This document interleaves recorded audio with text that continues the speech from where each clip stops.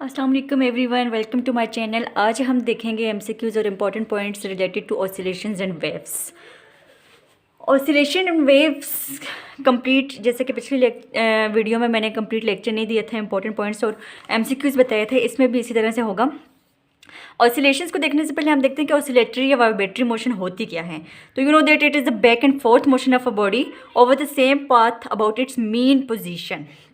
इसके एग्जाम्पल में हमारे पास पेंडुलम आ जाता है, mass tied to the spring आ जाता है। और इसमें एक और चीज़ मैटर करती है which is the periodic motion. What is the periodic motion? In periodic motion the period of the motion matters. The motion of the body which repeats itself in equal interval of time about the mean position, it is called the periodic motion, and it may be the vibratory or circular, because in periodic motion only period or the time in which it completes one vibration or one round of motion is known as the periodic motion. So simple harmonic motion is the ideal vibratory motion. ये आपने याद रखना है कि simple harmonic motion is an ideal vibratory motion. और simple harmonic motion क्या है? They type of the vibratory and periodic motion. इसीलिए this is the reason that I have told you about the vibratory as well as periodic motion, that in vibratory motion the object moves to and fro और back and forth about the mean position, and in periodic motion the body repeats itself in equal interval of time. So simple harmonic motion is that type of vibratory and periodic motion in which acceleration produced in a body is directly proportional to the displacement from the equilibrium or mean position and is always directed towards the equilibrium position. This is the mathematical form of the simple harmonic motion, which is acceleration is directly proportional to the displacement and negative sign shows that displacement is always towards the mean position. अब इस में हम जल्दी कुछ important points को discuss कर लेते हैं. Let's say this is the mean position, this is the mean position O, and this is the A and this is A prime. These two are extreme positions. तो कोई भी body जब move करेगी back and forth और to and fro motion about the mean और equilibrium point, तो it will cover some displacement, ये displacement को कवर करेगी. इसमें जो इंपॉर्टेंट पॉइंट्स हैं जो कि आप मैट्रिक से पढ़ते हैं, मैट्रिक में भी फिर उसके बाद एफएससी में भी रिपीट करते हैं कि मीन पोजीशन पे क्या होता है कि मीन पोजीशन पे बॉडी मूव नहीं कर रही होती, पहले स्टेशनरी होती है. तो उस टाइम पे यहाँ पे काइनेटिक एनर्जी, पोटेंशियल एनर्जी और डिस्प्लेसमेंट के बारे में आपको बताऊंगी कि मीन पोजीशन पे क्या होता है. मीन पोजीशन पे हमारे पास डिस्प्लेसमेंट ज़ीरो होती है. डिस्प्लेसमेंट ज़ीरो होगी क्योंकि अभी इसने डिस्प्लेसमेंट हम मेजर करते हैं with respect to the mean position कि ये मीन पोजीशन से कितनी अवे है या टूवर्ड्स द मीन पोजीशन है. तो कितना मैक्सिमम डिस्टेंस इसने मीन पोजीशन से कवर किया है उसको हम एम्पलीट्यूड कहते हैं. तो मैक्सिमम डिस्प्लेसमेंट को हम एम्पलीट्यूड बोलेंगे. तो कितना इसका एम्पलीट्यूड है, ये कितनी डिस्प्लेसमेंट मीन पोजीशन से इसने कवर की है. तो मीन पोजीशन पे डिस्प्लेसमेंट ज़ीरो होती है, कोई डिस्प्लेसमेंट कवर नहीं हुई होती, तो डिस्प्लेसमेंट ज़ीरो होगी. तो डेफिनेटली एक्सेलरेशन भी क्या होगा, इसमें ज़ीरो होगा. और मेन पोजीशन पे काइनेटिक एनर्जी मैक्सिमम होती है जबकि पोटेंशियल एनर्जी इसकी मिनिमम होती है, ऑलमोस्ट ज़ीरो के करीब होती है, ज़ीरो होती है.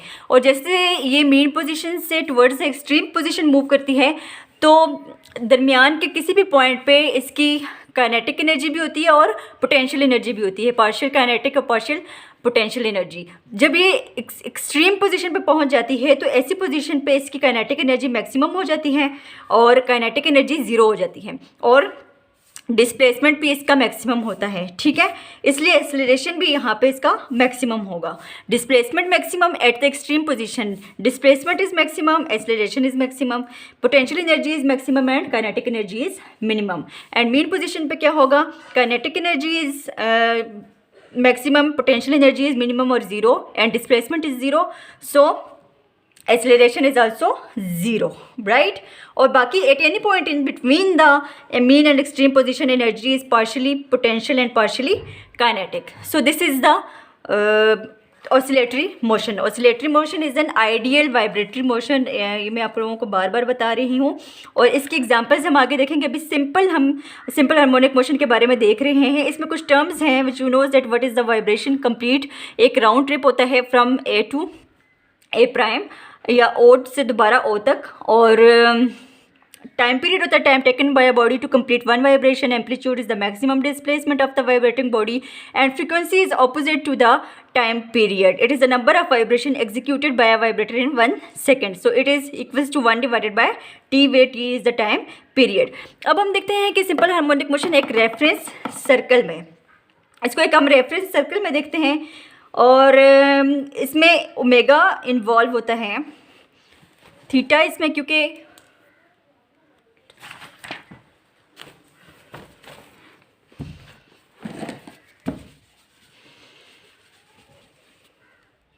एक रेफरेंस सर्कल में देखते हैं तो सर्कल में जो एंगल बन रहा होता है which is equals to omega T, right. ये ओमेगा टी के इक्वल होता है where omega is the angular velocity. Definitely जब हम सर्कल की बात करेंगे तो इसमें लीनियर वेलोसिटी नहीं हो सकती, ये एंगुलर वेलोसिटी होगी विच इज़ ओमेगा।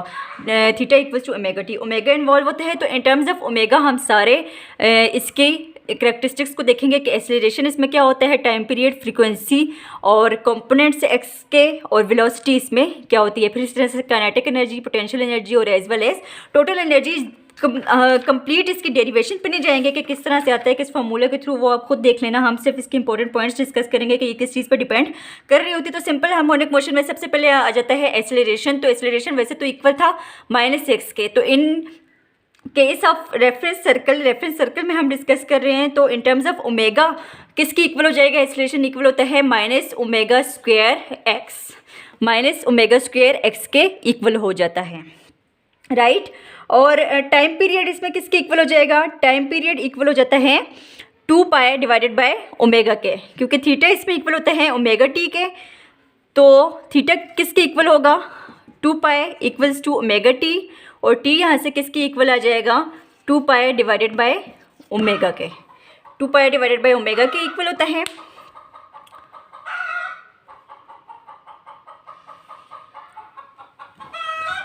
और फ्रीक्वेंसी इसके ऑपोजिट होती है, फ्रीक्वेंसी इक्वल होती है 1/t के। तो फ्रीक्वेंसी किसकी इक्वल हो जाएगी, ओमेगा डिवाइडेड बाय 2 पाई। ये आपने किसी भी तरह से याद रखना है, इसमें कंफ्यूज नहीं होना कि t इक्वल होता है 2 पाई डिवाइडेड बाय ओमेगा के और f इक्वल होता है उसके ऑपोजिट के ओमेगा डिवाइडेड बाय 2 पाई के। इसी तरह से डिस्प्लेसमेंट है इसमें, या इसको हम इंस्टेंटेनियस डिस्प्लेसमेंट कह देते हैं। ये इक्वल होती है x equals to X not omega T के, x equals to X not omega T. और v इक्वल हो जाती है r omega sine of omega T के। इसमें एक इम्पॉर्टेंट चीज़ नोट करने वाली है कि ऑसिलेटर जो है वो मूव कर रहा होता है towards the left and towards the right of the mean position. तो sine of omega T and v का रिलेशन होता है। इसमें आपके के लिए अक्सर MCQs आते हैं कि साइन ऑफ ओमेगा टी जब पॉजिटिव होगा तो v नेगेटिव होगा, और साइन ऑफ ओमेगा टी जब नेगेटिव होगा तो v पॉजिटिव होगा। और साइन ऑफ ओमेगा टी कब पॉजिटिव होगा, जब ऑसिलेटर मूव कर रहा होगा टुवर्ड्स द लेफ्ट। और साइन ऑफ ओमेगा टी कब नेगेटिव होगा, जब ऑसिलेटर मूव कर रहा होगा टुवर्ड्स द राइट। तो आपने ये चीज़ याद रखनी है कि साइन ऑफ ओमेगा टी जब नेगेटिव होगा तो v पॉजिटिव होगा, और साइन ऑफ ओमेगा टी जब पॉजिटिव होगा तो v नेगेटिव होगा, राइट। तो इसमें वैल्यूज पुट करते हुए साइन ऑफ थीटा आप देख लेना, इसकी डेरिवेशंस 1 - cos स्क्वायर थीटा लगाते हुए, सॉरी ओमेगा टी लगाते हुए ये इक्वेशन बन जाती है v equals to omega under root X not square minus X square. v equals to omega under root X not square minus X square. तो mean position पे काइनेटिक एनर्जी जैसे कि मैंने आपको बताया था मैक्सिमम होती है और पोटेंशियल एनर्जी 0 की इक्वल होती है। तो मेन पोजीशन पे काइनेटिक एनर्जी इक्वल होगी ½ m omega square X not square. इससे रिलेटेड भी MCQs आ जाता है कि काइनेटिक एनर्जी काइनेटिक एनर्जी किसके इक्वल होती है, स्क्वायर ऑफ द एम्पलीट्यूड के, स्क्वायर ऑफ द एम्पलीट्यूड के। ये क्वेश्चन आता है अक्सर कि ये स्क्वायर ऑफ द एम्पलीट्यूड के पे डिपेंड कर रही होती है। काइनेटिक एनर्जी किस पे डिपेंड कर रही होती है, स्क्वायर ऑफ द मैग्नीट्यूड के पे, और पोटेंशियल एनर्जी मीन पे 0 होगी। इसी तरह से एक्सट्रीम पोजीशन पे हम देख लें तो काइनेटिक एनर्जी 0 होगी और पोटेंशियल एनर्जी इक्वल होती है ½ m omega square X not square.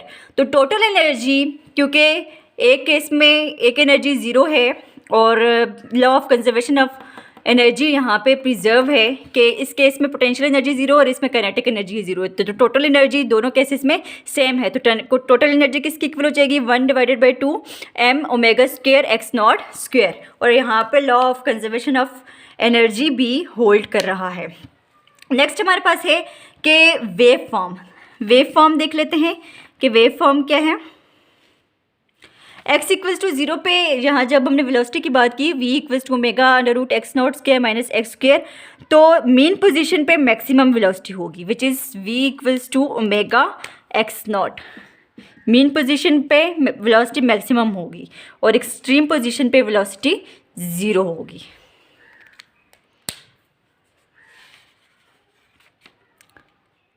This means that oscillator has the maximum speed at the mean position and momentarily at rest at the both extreme positions. Extreme positions पे वो rest में होगी। अच्छा, wave form देख लेते हैं कि wave form क्या है। Wave form actually displacement time graph है। ये आपने याद रखना है कि डिस्प्लेसमेंट टाइम ग्राफ जो है,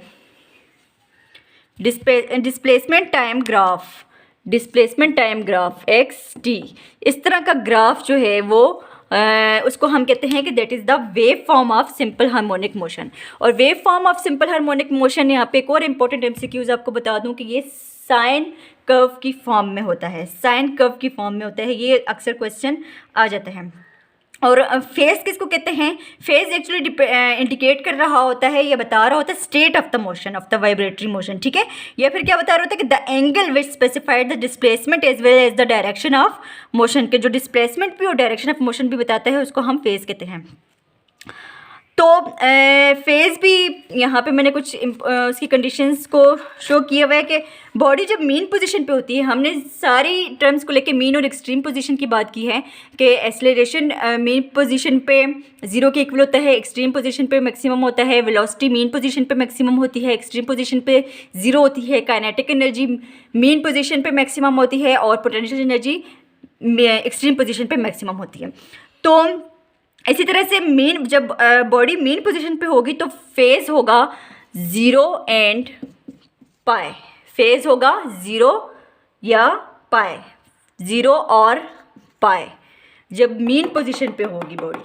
और फेज़ एक्सट्रीम अगर बॉडी जो है वो एक्सट्रीम पोजीशन पे है तो तब फेज़ होगा 90 और 3π/2, 90 और 3π/2 ये फेज़ होगा। तो ये 4 इम्पोर्टेंट फेज़ हैं हमारे पास। एक मेन पोजीशन पे बॉडी होगी तो फेज़ हो सकता है 0 या पाई, और एक्सट्रीम पोजीशन पे है तो π/2 या 3π/2। यहाँ पे मैंने कुछ वेव फॉर्म्स शो की हैं जो कि आ सकती हैं MCQs में। वो ये है कि जब एंगल हमारे पास होगा फाई इक्वल होगा π/2 के, तो तब आप ये देखना कि वेव फॉर्म मीन पोजीशन से स्टार्ट हो रही है, राइट। और जब फाई हमारे पास पाई के इक्वल होगा तो तब ये एक्स से स्टार्ट हो रही है, राइट। और जब फाई इक्वल होगा 0 के तो ये एक्स नॉट से स्टार्ट हो रही है। ये अपने ये तीनों वेव फॉर्म्स देख लेनी है कि मेन पोजीशन से कब स्टार्ट होगी, ये मैक्सिमम डिस्प्लेसमेंट से कब स्टार्ट होगी, एक्स से कब स्टार्ट होगी। तो ये तीनों वेव फॉर्म्स आपने याद रखनी है कि for phi equals to π/2, phi equals to pi and phi equals to 0। तो ये तीनों वेव फॉर्म्स होंगी। अच्छा, अब एक MCQ है जो कि मैंने आपको बता दिया है गेस के the total energy of the particle executing simple harmonic motion is proportional to, total energy किसके प्रोपोर्शनल होती है ये। अच्छा, इसमें अब एक और कन्फ्यूजन आ सकती है कि टोटल एनर्जी भी प्रोपोर्शनल होती है स्क्वायर ऑफ द एम्पलीट्यूड के, पोटेंशियल एनर्जी भी proportional, potential energy extreme position पे प्रोपोर्शनल होती है to the square of the amplitude again, और मीन पोजीशन पे काइनेटिक एनर्जी प्रोपोर्शनल होती है to the square of the amplitude पे। तो इस चीज़ में आपने कंफ्यूज नहीं होना, टोटल एनर्जी भी की वैल्यू भी वही है और एक्सट्रीम पोजीशन पे पोटेंशियल एनर्जी की एंड मीन पोजीशन पे काइनेटिक एनर्जी की।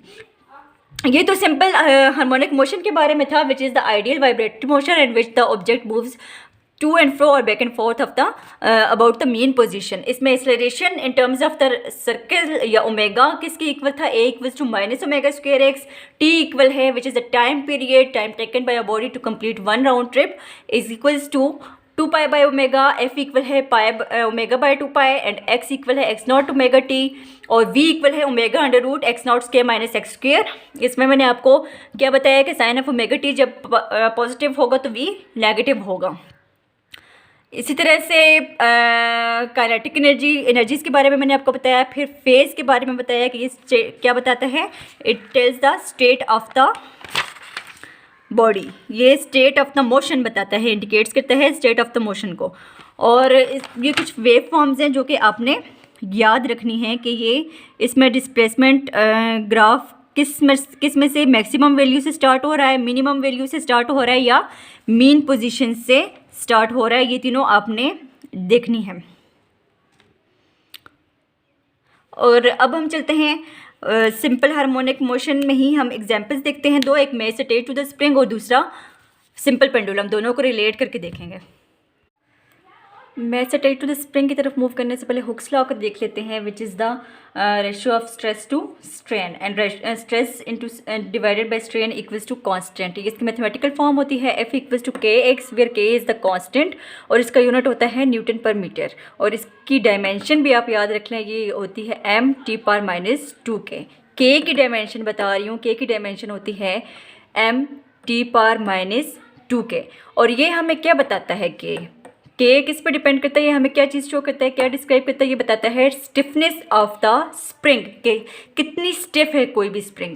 क्योंकि हम mass attached to the spring पढ़ने के लिए जा रहे हैं तो वो स्प्रिंग्स पर डिपेंड करता है कि किस टाइप की स्प्रिंग्स होती हैं। अक्सर एक वर्ड आप इसमें सुनते हैं इस टॉपिक में, विच इज़ द स्लिंकी स्प्रिंग्स। तो स्लिंकी स्प्रिंग क्या होती है, लॉन्ग फ्लेक्सिबल स्प्रिंग को कहते हैं, क्या कहते हैं, slinky spring. And every spring has a spring constant के which has the unit Newton per meter and dimension m t power minus 2।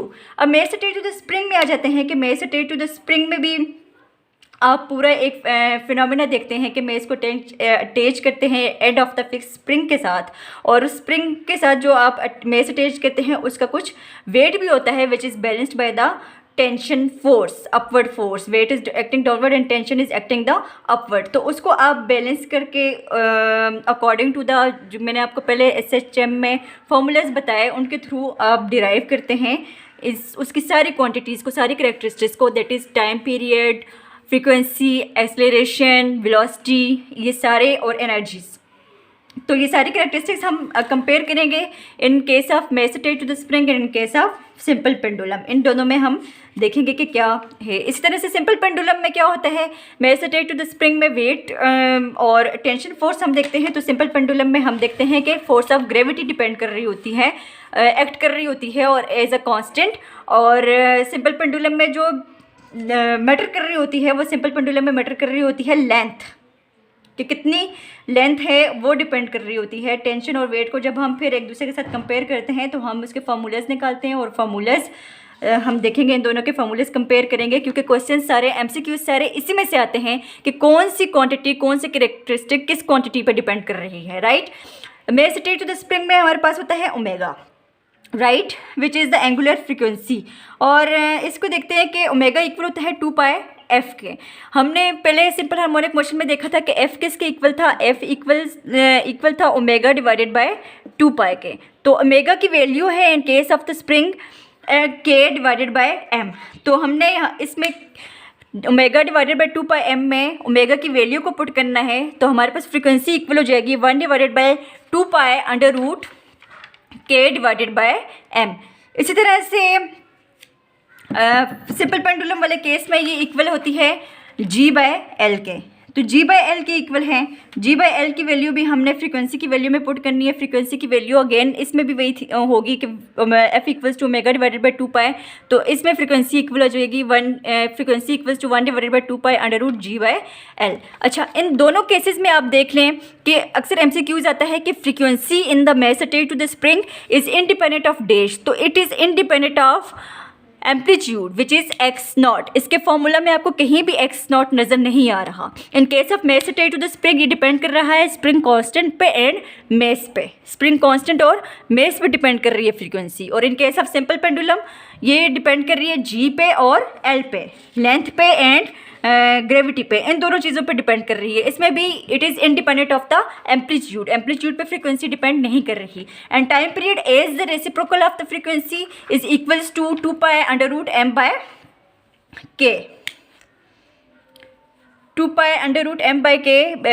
Time period पहले किसके इक्वल था, 2π/ω के, जैसे कि लास्ट वीडियो में मैंने आपको इससे पहले इसी वीडियो में मैंने आपको बताया है कि 2π/ω के इक्वल है टाइम पीरियड। तो उसमें ओमेगा की वैल्यू को हम पुट करेंगे तो इक्वल आ जाएगा 2π√m/k। और in case of simple pendulum we have L, G and L, तो ये इसमें इक्वल है t इक्वल्स टू 2π√L/g। अभी आपने याद कैसे रखना है कि कोई भी आप इसकी कोई ट्रिक बना लो याद रखने की, ताकि आप फ्रीक्वेंसी और टाइम पीरियड में कंफ्यूज ना हो। तो मैंने इसको जिस तरह से याद रखा था कि टाइम पीरियड में हमारे पास डिनोमिनेटर कांस्टेंट है और यहाँ भी टाइम पीरियड में डिनोमिनेटर कांस्टेंट है, दोनों टाइम पीरियड्स में डिनोमिनेटर कांस्टेंट आएंगे। तो आपको पता है कि mass attached to the spring में कांस्टेंट क्या है, k, और सिंपल पेंडुलम में कांस्टेंट है g। तो इससे आपने याद रखना है कि टाइम पीरियड में इन्वर्सली डिनोमिनेटर जो होता है वो कांस्टेंट होता है। सो नेक्स्ट हमारे पास आ जाता है डिस्प्लेसमेंट, इंस्टेंटेनियस डिस्प्लेसमेंट। तो इंस्टेंटेनियस डिस्प्लेसमेंट वही रहेगी x equals to x0 cos of omega t in both the cases, right, जिसमें x0 क्या है, x0 है एम्पलीट्यूड। और आपने इन दोनों केसेस में ये चीज़ याद रखनी है, mass attached to the spring में भी एंड सिंपल पेंडुलम में भी, के डेट x is the function of t, x is the function of t, कि ये डिपेंड कर रहा है किस पे, टाइम पे, कि टाइम के साथ डिस्प्लेसमेंट इंक्रीज़ कर रही है या डिक्रीज़ कर रही है। ये आपने देखना है कि it varies with time, displacement depend कर रही है टाइम पे। और इससे पहले मैंने आप as I have told you that frequency and time period are independent of amplitude, ये एम्पलीट्यूड के इंडिपेंडेंट है, जबकि डिस्प्लेसमेंट एम्पलीट्यूड पे डिपेंड करती है। और ये फंक्शन किसका है, ये टाइम का फंक्शन है, displacement varies with the time. Next velocity देखते हैं, वेलोसिटी मैक्सिमम भी होती है और मिनिमम भी होती है। As I have told you earlier that velocity is maximum at the mean position and it is minimum at the extreme position. Extreme position पे ये ज़ीरो होती है और मीन पोजीशन पे ये मैक्सिमम होती है, विच इज़ मैक्सिमम वेलोसिटी। यहाँ पे क्या है, वेलोसिटी मैंने आपको जैसे पहले बताया वो इक्वल किसकी थी, equals to ω/√x0² minus x²। तो इसमें हमने ओमेगा की वैल्यू पुट की, ओमेगा की वैल्यू पुट की तो हमारे पास ये किसकी इक्वल आ गई, v equals to x0√k/m। Velocity as I have told you earlier कि किसकी इक्वल थी, v equals to ω/√x0² minus x²। So omega की वैल्यू पुट करने से ये इक्वल हो जाती है v इक्वल्स टू x0√k/m।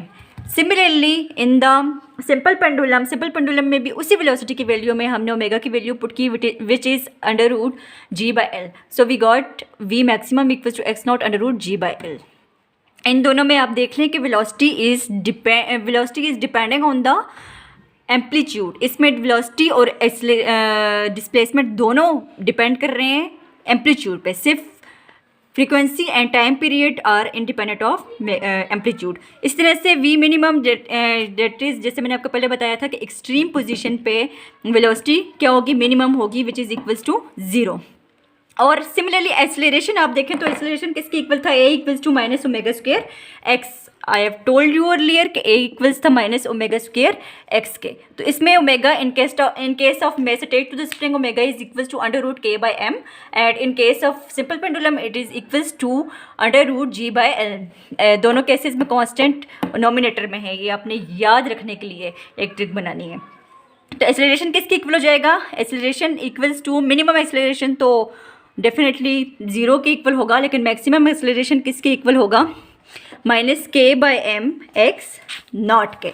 और in case of simple pendulum ये किसके इक्वल हो जाएगा, सिंपल पेंडुलम के केस में ये इक्वल हो जाएगा -g/l x0 के, -g/l x0 के इक्वल हो जाएगा।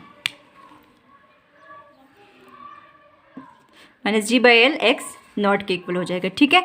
अच्छा, जब t 0 के इक्वल होगा, ये मैंने एक लिखी हुई है साथ में ट्रिक, कि जब t इक्वल होगा 0 के तो तब एक्सेलरेशन मैक्सिमम होगा, और जब t होगा 1/4 तो तब एक्सेलरेशन मिनिमम होगा। और काइनेटिक एनर्जीज मैंने इसलिए नहीं लिखी क्योंकि मैंने सिंपल हार्मोनिक मोशन में स्टार्ट में आपको जिन वैल्यूज़ की इक्वल बताई थी कि minimum kinetic energy at the mean position equal थी half omega square X not square के, half m omega square X not square के, और potential energy at the extreme position equal थी half m omega square X not square के, और total energy equal थी half m naught square half m omega square X not square के। तो इस case में भी, इन दोनों केसेस में एनर्जी सेम ही रहेंगी और law of conservation of energy preserve ही होगा इन बोथ द केसेस। अब इससे रिलेटेड हम MCQs देख लेते हैं। पहला MCQs ये है कि the period of the oscillation of a simple pendulum is doubled. जब इसका पीरियड जो है ये डबल्ड हो जाता है 2 टाइम t, फिर क्या होता है? देन फर्स्ट ऑप्शन है the mass of the pendulum is double. अब आप ये देखें कि ये तो मेस पे डिपेंड ही नहीं कर रहा टाइम पीरियड, वो तो mass attach to the spring में मेस पे डिपेंड कर रहा था टाइम पीरियड, इसमें मेस पे डिपेंड ही नहीं कर रहा, तो ये ऑप्शन हो ही नहीं सकता। सेकंड है the mass of the bob and length of the pendulum are double, फिर मेस है तो it is independent of mass, ये मेस पे डिपेंड नहीं कर रहा। थर्ड ऑप्शन है the length is made 4 time, और 4 ऑप्शन है द एम्पलीट्यूड इज डबल्ड। तो एम्पलीट्यूड पे भी टाइम पीरियड डिपेंड नहीं कर रहा, इसलिए मैंने ये फॉर्मूलेस लिखे हैं ताकि आप इनको गौर से देखें कि इधर ये किस चीज़ पे डिपेंड कर रहे हैं। तो time period in both the cases, एक तो कांस्टेंट्स पे डिपेंड कर रहे हैं और एक स्प्रिंग के केस में मेस पे और पेंडुलम के केस में लेंथ पे डिपेंड कर रहा है। बस ये एम्पलीट्यूड पे भी डिपेंड नहीं कर रहा और मेस पे भी डिपेंड नहीं कर रहा। तो एक ऑप्शन रह गया है which is the length is made 4 time. जब टाइम पीरियड हमारे पास 2 टाइम हो जाएगा तो लेंथ कितनी हो जाएगी? लेंथ हो जाएगी 4 टाइम्स, राइट। ये आपने याद रखनी है कि when the time period of the simple pendulum is doubled then the length of the pendulum made 4 time, वो 4 टाइम बन जाएगी डेफिनेटली। जितनी लेंथ पे एक कंप्लीट राउंड ट्रिप कंप्लीट हो रहा है, होने में जितना टाइम लग रहा है, अगर डबल हो जाएगी तो 4 टाइम लगेगा। अब नेक्स्ट MCQs है हमारे पास, ये मैं आपको पहले बता चुकी हूँ कि total energy of the particle executing simple harmonic motion is proportional to square of the amplitude of the motion, square of the amplitude of the motion. अच्छा, ये भी मैंने आपको बार बार बताया कि MCQs है कि when the particle executing simple harmonic motion it is found that the period and the frequency are independent of amplitude, के टाइम पीरियड और फ्रीक्वेंसी दोनों इंडिपेंडेंट हैं एम्पलीट्यूड के।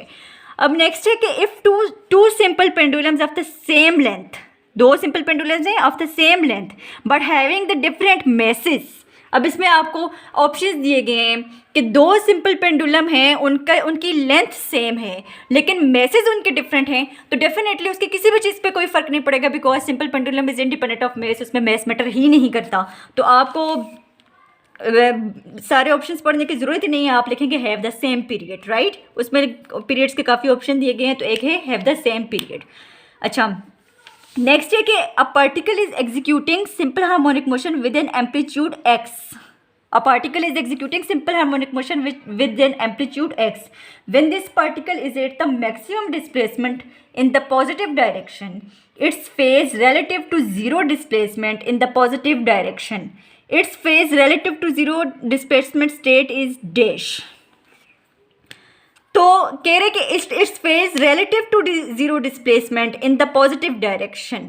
तो मैंने आपको फेज का लास्ट वाले में बताया था, तो इस केस में फेज क्या होगा? π/2। इसमें हमारे पास फेज होगा π/2। Next is the for the simple pendulum the graph between L and simple pendulum के लिए जो ग्राफ होगा वो L एंड T स्क्वेयर के दरमियान क्या होगा? L एंड T स्क्वेयर के दरमियान ग्राफ होगा straight line. For simple pendulum the graph between the L and T square is the straight line, ये स्ट्रेट लाइन होगा। A simple pendulum is made up of a body which is a hollow sphere containing mercury suspended by means of vice. If a little mercury is drained off the period of oscillation will. अच्छा, इसमें तो again जैसे कि मैंने आपको बताया कि mercury drain of कर लें या ज़्यादा कर लें उससे पेंडुलम पे कोई फ़र्क नहीं पड़ेगा बिकॉज पेंडुलम डिपेंड कर रहा है सिर्फ और सिर्फ लेंथ पे, तो it will remain unchange. Next कि if G becomes 4 times, G अगर हो जाए 4 times, G becomes 4 times the time period of the pendulum, ये 4 टाइम हो जाएगा तो time period of the pendulum क्या हो जाएगा, बिकम्स डैश हाफ, ट्वाइस, 1/4 या thrice.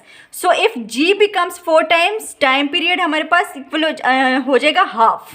If G becomes 4 times, time period will be half, and if t becomes 4 times then length will be if t become doubled the length will become 4 times, ये आपने याद रखना है। and next है कि if two simple pendulums of the same length but having different masses, ये तो मैंने आपको पहले भी बता चुकी हूँ कि इस सेम टाइम पीरियड रहेगा। a pendulum having an iron bob is oscillating in simple harmonic motion over a powerful electromagnet. If we increase the strength of the current increase होगी तो the frequency of the oscillating pendulum bob will be increase, ये भी increase हो जाएगी। अच्छा, इसके साथ साथ इस चैप्टर में बस 2 ही टॉपिक्स रह गए हैं जिन पे कुछ बातें हैं जो आपको बतानी है। एक है ये, बस आपने सिंपल पेंडुलम में mass attach to the spring में एक तो फॉर्मूलाज याद रखने हैं, दूसरा ये याद रखना है कि टाइम पीरियड और फ्रिक्वेंसी किस किस चीज़ पर डिपेंड कर रही है, एंड दैट्स ऑल। और इसमें इतना इम्पोर्टेंट कुछ भी नहीं है। नेक्स्ट है हमारे 2 टॉपिक्स रह गए हैं, एक है डैम्पिंग और दूसरा रेजोनेंस रह गया है। इन दोनों के बारे में हम जल्दी जल्दी देख लेते हैं कि डैम्पिंग है क्या। डैम्पिंग ये है कि ऑसिलेशंस जो हैं वो टाइम के साथ साथ कम होते जाएं और ऐसा आहिस्ता बॉडी स्टॉप कर जाए, ऑसिलेशंस डाई कर जाएं with the passage of the time, ठीक है। तो oscillation of a system which is gradually decreases to zero, gradually क्या कर रहे हो, डिक्रीज कर रहे हो to the zero as a result of friction. तो इसको हम कहते हैं, ऐसे ऑसिलेशंस क्या हैं, डैम्प्ड ऑसिलेशन है जो with the passage of time क्या कर रहे हैं, डाई कर रहे हैं, राइट।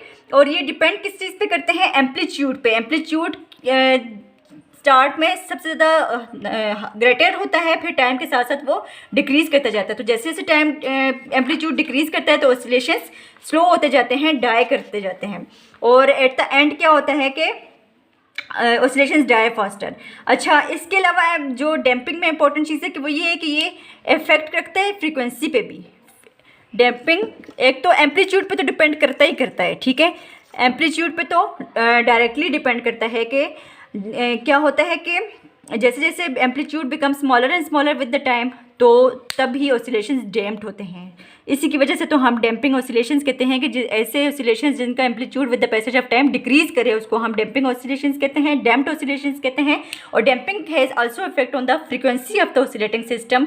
कैसे कि if it reduces the frequency if damping is increased, अगर डैम्पिंग ज़्यादा होती जाती है तो फिर फ्रीक्वेंसी भी डिक्रीज़ होती जाती है, रिड्यूस होती जाती है। वैसे तो स्टार्ट में नॉर्मल कंडीशन में अगर एम्पलीट्यूड टाइम के साथ डिक्रीज़ हो रहा है तो डैम्पिंग ज़्यादा होती जाती है, उस केस में फ्रीक्वेंसी कांस्टेंट रहती है। लेकिन अगर डैम्पिंग बहुत ज़्यादा बढ़ जाए तो तब फ्रीक्वेंसी रिड्यूस होना स्टार्ट हो जाती है। ये आपने दोनों पॉइंट्स अपने माइंड में रखने हैं कि डैम्पिंग डिपेंड किस किस चीज़ पे करते हैं, एम्पलीट्यूड पर डिपेंड करता है, तो शार्पनेस पर डिपेंड करता है, राइट। और फ्रीक्वेंसी वैसे कांस्टेंट रहती है, लेकिन अगर डैम्पिंग बहुत इंक्रीज़ कर जाए तो फिर फ्रीक्वेंसी भी रिड्यूस होना स्टार्ट हो जाती है। नेक्स्ट है हमारे पास बस इसमें एक यही पॉइंट था। नेक्स्ट रेजोनेंस है। रेजोनेंस क्या होता है कि जब frequency of the object equal हो जाए टू द नेचुरल फ्रीक्वेंसी के एक्सटर्नल पीरियोडिक फ्रीक्वेंसी मैच कर जाए किससे, with the natural frequency of the system, तो ऐसे सिस्टम स्टार्ट कर देता है vibration with the larger amplitude. Means कि एक फ्रीक्वेंसी के साथ जितना अगर इतना एम्पलीट्यूड था तो 2 फ्रीक्वेंसीज जब मिल जाएंगी तो एम्पलीट्यूड उसका डबल हो जाएगा एम्पलीट्यूड। तो एम्पलीट्यूड रेजोनेंस में बहुत ज़्यादा इंक्रीज़ कर जाता है जब नेचुरल फ्रीक्वेंसी किसी भी ऑब्जेक्ट की मैच करती है with the frequency of external force, तो वो स्टार्ट कर देता है vibration with the maximum amplitude के साथ। ये बहुत ज़्यादा लार्ज हो जाता है, ठीक है। और एम्पलीट्यूड ऑफ द वाइब्रेशन बहुत ज़्यादा लार्ज हो जाएगा जब रेजोनेंस में, आपको बता रही हूँ, at resonance the amplitude of the vibration is very large when damping is small. Resonance होगी तो डैम्पिंग स्मॉल ही होगी, क्योंकि रेजोनेंस में एनर्जी एब्जॉर्ब्ड हो रही होती है और एम्पलीट्यूड इंक्रीज कर रहा होता है with the passage of time, right. So this was the damping and amplitude. अब हम नेक्स्ट चलते हैं वेव्स की तरफ के वेव्स क्या होती हैं।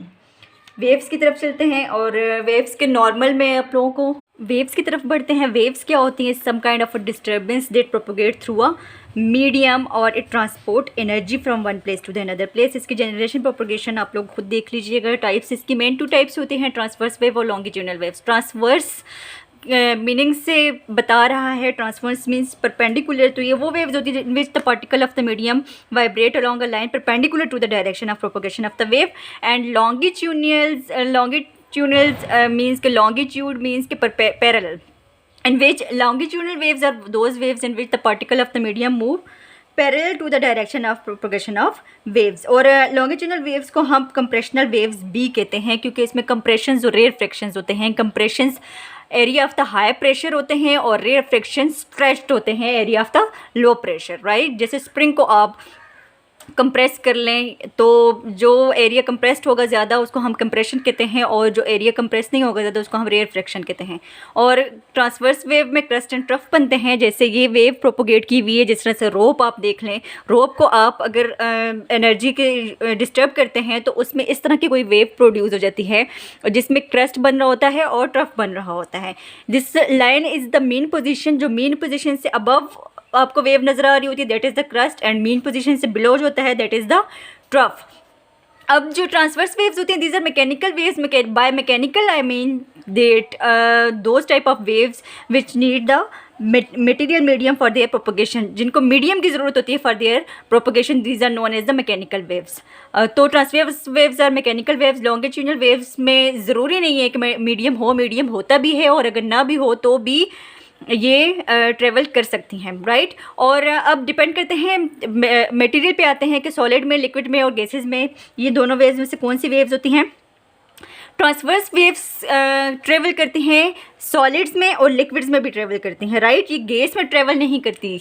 Transverse wave doesn't travel in the gas as well as it doesn't travel in the fluids. उसकी रीज़न क्या है? Because these are the mechanical waves और मीडियम होता है इनमें, तो मीडियम में इनको क्या होता है अपनी प्रोपोगेशन के लिए it is essential that the part of the medium are close enough to exert relatively large force on the one another। तो गैस में अगर आप देखें तो मॉलिक्यूल्स फार होते हैं एक दूसरे से, इसलिए ये ट्रेवल नहीं कर सकती थ्रू द गैस। और लॉन्गिट्यूडनल वेव्स ट्रेवल करती हैं सॉलिड में भी, लिक्विड में भी और गैस में भी, as they do not necessarily require the medium, right. अब ट्रांसवर्स वेव्स में एग्जांपल आ जाती हैं उसकी light wave, radio wave and television wave. Light wave और रेडियो एंड टेलीविज़न वेव। और लॉन्गिट्यूडनल वेव्स में आ जाती हैं साउंड वेव्स, सबसे ज़्यादा इम्पॉर्टेंट वेव्स जो होती हैं साउंड वेव्स। हम साथ साथ साउंड पे भी बात करते जाएंगे क्योंकि वो इम्पॉर्टेंट टॉपिक भी है लॉन्गिट्यूडनल वेव्स का। इसके अलावा क्रस्ट एंड ट्रफ का जैसे मैंने आपको बताया, तो इसमें lambda which is a wave length, इसकी भी स्पेसिफिक वैल्यूज़ होती हैं कि एक क्रस्ट से एक ट्रफ तक का जो डिस्टेंस है ये होता है लैम्डा, और एक क्रस्ट से एक ट्रफ तक का एक क्रस्ट से क्रस्ट या ट्रफ से ट्रफ तक का जो डिस्टेंस होता है वो वेवलेंथ होता है, वो इक्वल होता है लैम्डा बाय 2 के। क्रस्ट से ट्रफ लैम्डा और क्रस्ट से क्रस्ट या ट्रफ से ट्रफ लैम्डा बाय 2। इसी तरह से time elapsed for movement of from one crest to second crest और one trough to second trough is t, and from crest to mean position is t by 4, and time elapsed for to move from one trough to another trough is t by 2। ये अपने याद रखते हैं। from crest to crest is t, crest to trough is t by 2, and crest to mean position or trough to mean position is t by 4, right। अब speed इनकी बहुत ज़्यादा matter करती है कि स्पीड वेव्स की किस मटेरियल में कितनी रहेगी, क्या वो डिपेंड करेगी मटेरियल पे या नहीं करेगी। तो डेफिनेटली ये डिपेंड करेगी मटेरियल पे। तो इसमें देख लेते हैं ट्रांसवर्स वेव में, लिख देते हैं ट्रांसवर्स वेव में स्पीड इक्वल होती है √T divided by m by l। इसमें इक्वल होती है T divided by m by l, where is T is the tension, जो कि टेंशन प्रोड्यूस होती है कॉर्ड, स्ट्रिंग्स, रोप, किसी भी चीज़ में। This is the tension and m by l is mess per unit length. Mess per unit length को हम linear density भी कहते हैं। सो ट्रांसवर्स वेव में जो वेव्स की जो स्पीड है वो डिपेंड करती हैं टेंशन एंड लीनियर डेंसिटी पे, टेंशन एंड लीनियर डेंसिटी पे। Linear density is m by l। और लॉन्गिट्यूडनल वेव में आ जाएँ तो लॉन्गिट्यूडनल वेव में या कंप्रेशनल वेव में जो स्पीड है वो डिपेंड करती है इलास्टिसिटी पे, क्योंकि हमने उसको कंप्रेस करना होता है। उन्होंने कंप्रेस या रेयर फ्रैक्शन, उसमें कंप्रेशन या रेयर फ्रैक्शन प्रोड्यूस होते हैं। तो ये मटेरियल की इलास्टिसिटी पर डिपेंड कर देगी कि जितनी ज़्यादा इलास्टिसिटी होगी उतनी ही ज़्यादा उसकी स्पीड भी होगी। और डेंसिटी पे डिपेंड करती है, √E/ρ density which is equals to mass per unit volume. यहाँ पे लीनियर डेंसिटी है which is equals to mass per unit length, और यहाँ पे डेंसिटी इक्वल है मेस पर यूनिट वॉल्यूम के।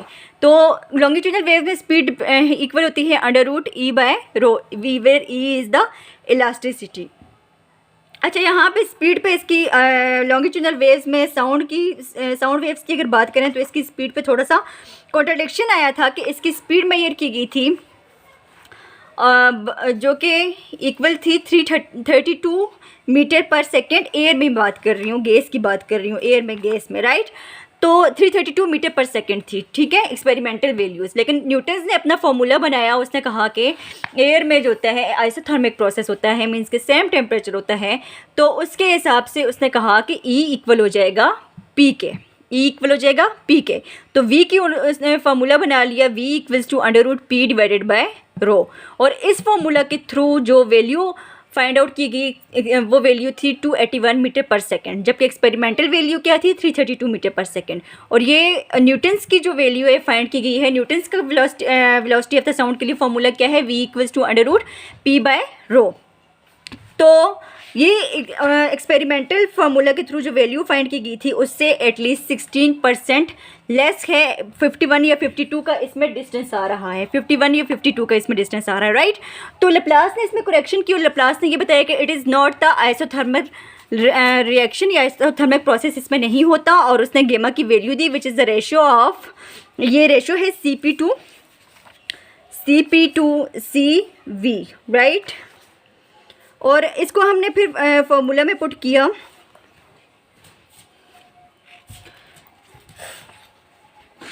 तो इसका फॉर्मूला बन गया V इक्वल्स टू √ρP/ρ, गेमा P/ρ, गेमा P/ρ ये आ गया, क्योंकि लैप्लास ने कहा कि रैपिड चेंजेस जो होती हैं एयर प्रेशर में वो volume and temperature take place under the adiabatic condition. Adiabatic condition में होते हैं, not the thermal condition. Thermal conditions में नहीं होते, ये एडियाबैटिक कंडीशंस में होते हैं, राइट।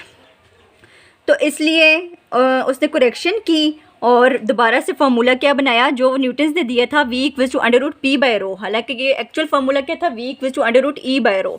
तो उसने न्यूटन्स ने फार्मूला दिया V इक्वल्स टू √P/ρ। तो न्यूटन्स की इस फार्मूला में लैप्लास ने क्या करेक्शन की, उसने साथ दिया गेमा, राइट।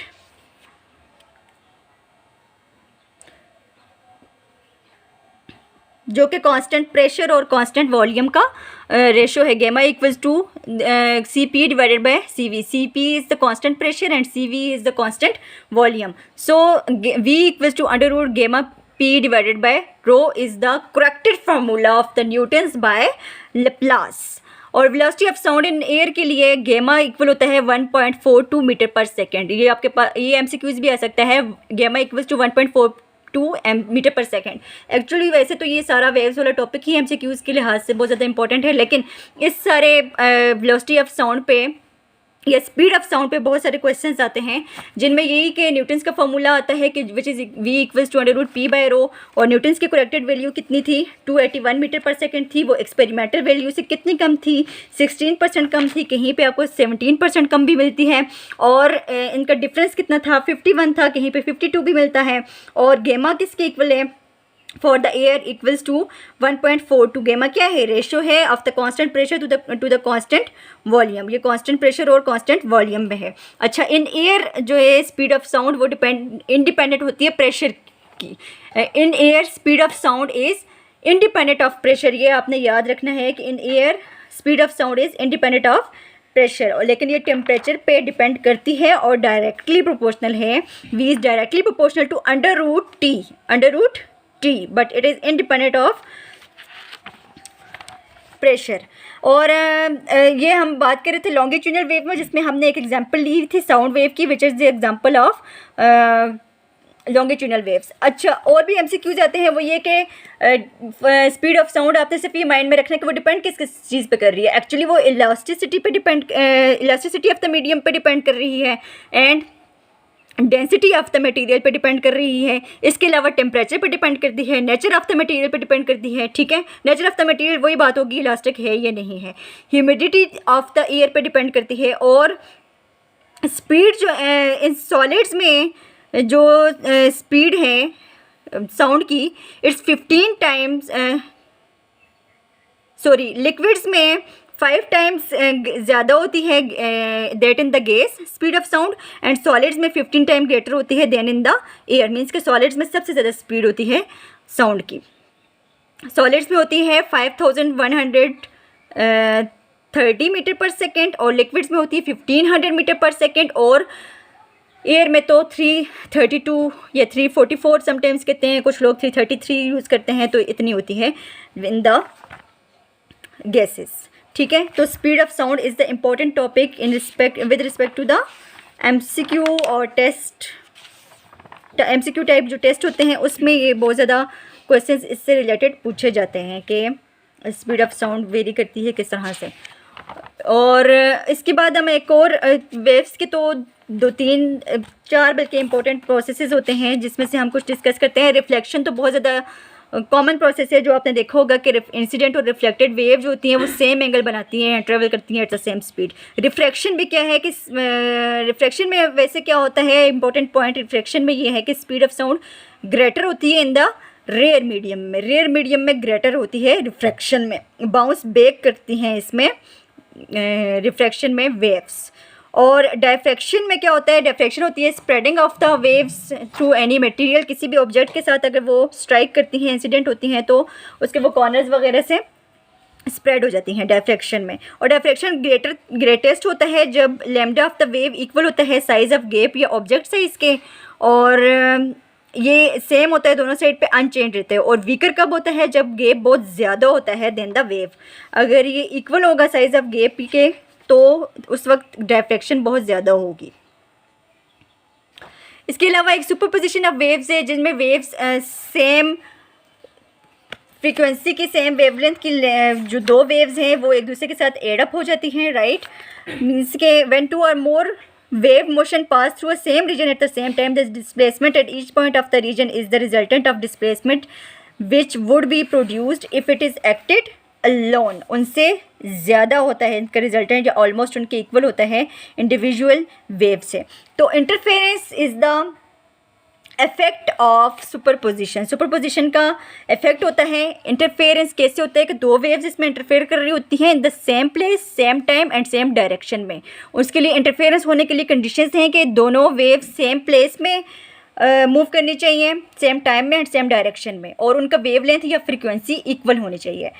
तो दो टाइप्स ऑफ इंटरफेरेंसेस होते हैं, एक कंस्ट्रक्टिव इंटरफेरेंस और डिस्ट्रक्टिव इंटरफेरेंस। कंडीशंस, अगर ये तीनों कंडीशंस उसमें सेटिस्फाइड हो रही हैं, इक्वल वेवलेंथ या फ्रीक्वेंसी है, same place, same time and same direction है, तो इंटरफेरेंस होगा। तो इंटरफेरेंस दो टाइप के होते हैं, एक कंस्ट्रक्टिव और एक डिस्ट्रक्टिव इंटरफेरेंस होता है। कंस्ट्रक्टिव इंटरफेरेंस में दोनों वेव्स इन फेज होती हैं, इन फेज, और डिस्ट्रक्टिव इंटरफेरेंस में दोनों आउट ऑफ फेज होती हैं। देखिए इट इज़ 180 डिग्री उनका एंगल होता है।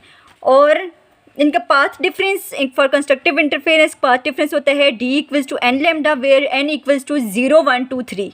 And in destructive interference path difference होता है d = n lambda/2 where n = 1, 2, 3। ये आपने याद रखना है। इसके अलावा बीट्स होती हैं। बीट्स किसको कहते हैं कि दो वेव्स जो कि ऑलमोस्ट सेम फ्रीक्वेंसी की हों या स्लाइटली डिफरेंट फ्रीक्वेंसी की हों, वो उनकी इंटेंसिटी हम देखते हैं। इंटेंसिटी ऑफ द साउंड, या इंटेंसिटी ऑफ द साउंड क्या होती है, इंटेंसिटी होती है कि energy transmitted per unit area, इसको हम इंटेंसिटी कहते हैं।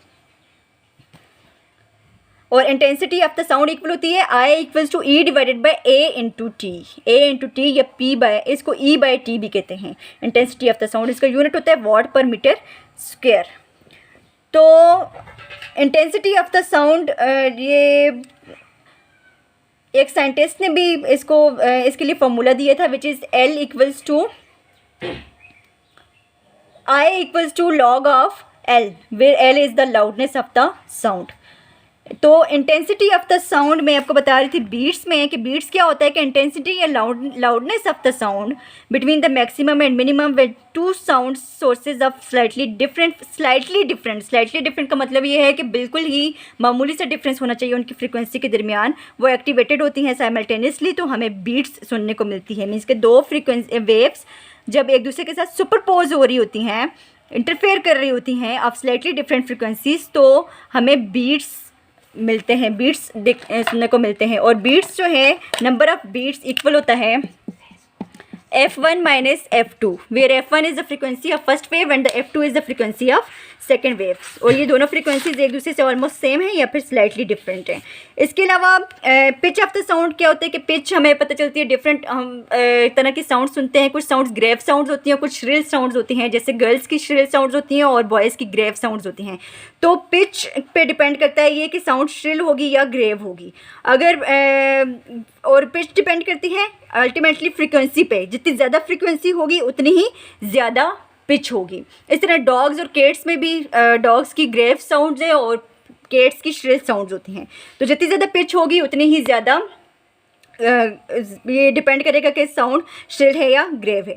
और क्वालिटी ऑफ द साउंड किस चीज़ पे डिपेंड करती है? Quality of the sounds depend करती है कि वेव फॉर्म क्या है साउंड्स का।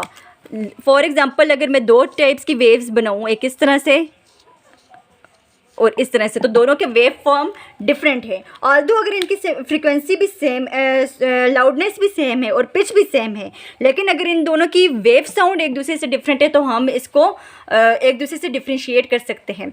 जैसे हम दो सिंगर्स अगर देखें और उन दोनों सिंगर्स की पिच, साउंड की पिच भी सेम हो और लाउडनेस भी उनकी सेम हो, एक जैसी लाउडनेस यूज़ की हुई हो, लेकिन हम दो सॉन्ग्स में डिफ्रेंशिएट कर सकते हैं। उसकी रीज़न क्या होती है कि दोनों की वेव फॉर्म एक दूसरे से डिफरेंट होती है।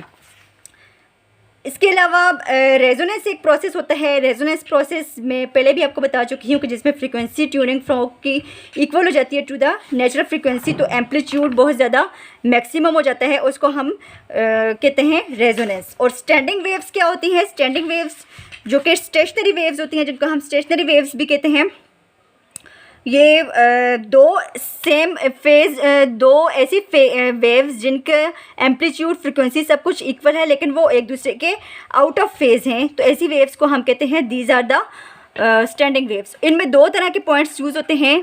For example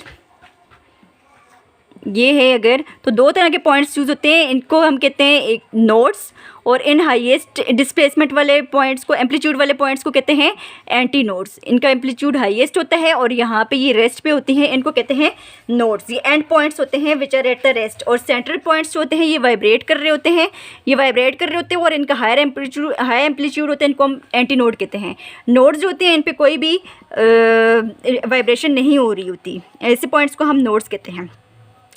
So these point of maximum amplitude of a vibration are called nodes। और ये नोड्स और एंटी नोड्स एक दूसरे से इक्वी डिस्टेंस होते हैं। और distance between a node and adjacent antinode, इन दोनों के दरमियान का जो डिस्टेंस है ये इक्वल होता है क्वार्टर वेवलेंथ के, λ/4 के। ये λ/4 के इक्वल होता है नोड और एंटी नोड के दरमियान।